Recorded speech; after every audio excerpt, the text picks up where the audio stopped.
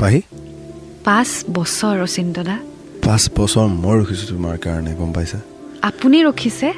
মই তোমাৰ কাৰণে ক'ত বিচৰা নাই কি কৰা নাই কিমান বাৰ লেণ্ডলাইন তোমাৰ দেউতাৰ ফোন তোমাৰ ফোন কিমান ট্ৰাই কৰিছোঁ এটা ফোনত পাবলৈ নাই কাকো কোনো ফ্ৰেণ্ডছক কণ্টেক্ট কৰিছোঁ কোনেও তোমাৰ কথা নাজানে ক'ত গ'লা কি কৰিলা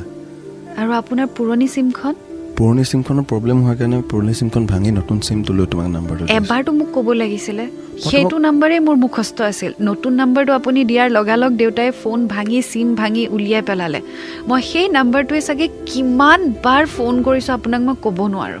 মই এইটো তোমাৰ নাম্বাৰটোত কিমান ফোন কৰিছোঁ ঘৰৰ নাম্বাৰত ফোন কৰিছোঁ লেণ্ডলাইনত ফোন কৰিছোঁ গোটেই নাম্বাৰ দেউতাই হেৰুৱাই পেলালে সব ভাঙি ডেমেজ কৰি দিছে যাতে আমি কণ্টেক্ট কৰিব নোৱাৰো আৰু দেউতাই যেতিয়া ফাইনেলি মানিছে মোক কৈছে আপোনাক বিচাৰিবলৈ মই ক'ত বিচৰা নাই আপোনাক কিমান প্ৰকাৰে বিচাৰিবলৈ চেষ্টা কৰিলোঁ নাই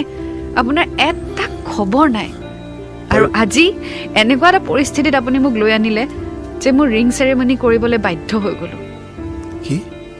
3 মাহৰ পিছত মোৰ বিয়া অচিন্তদা আৰে এইবোৰ কি কৈছে 5 বছৰ এটা মিনিট তোমাৰ কাৰণে বাট চাই মই ৰখি আছোঁ আজি তোমাৰ ফ্ৰেণ্ডৰ পৰা যেতিয়া আজি তোমাৰ ক্লু পালোঁ মই লগালগ তোমাক ফোন কৰিছোঁ মই ভাবি পাগল হৈ গৈছোঁ 5 বছৰত মই এনেকুৱা কি ভুল কৰিলোঁ যি কাৰণে মই ইমান ডাঙৰ শাস্তি পাব লগা হৈছে ভুলটো কাৰ মই নাজানো কিন্তু এতিয়াহে মই ডাঙৰ ভুল এটা কৰিবলৈ গৈ আছোঁ প্লিজ বাই কিবা এটা কৰা ইমান দিনৰ পাছত যেতিয়া আকৌ লগ হৈছোঁ মই তোমাৰ কাৰণে ৱেইট কৰি আছোঁ কিবা এটাতো ৰাস্তা থাকিব ন আপুনি মোক অকণ সময় দিয়ক ঠিক আছে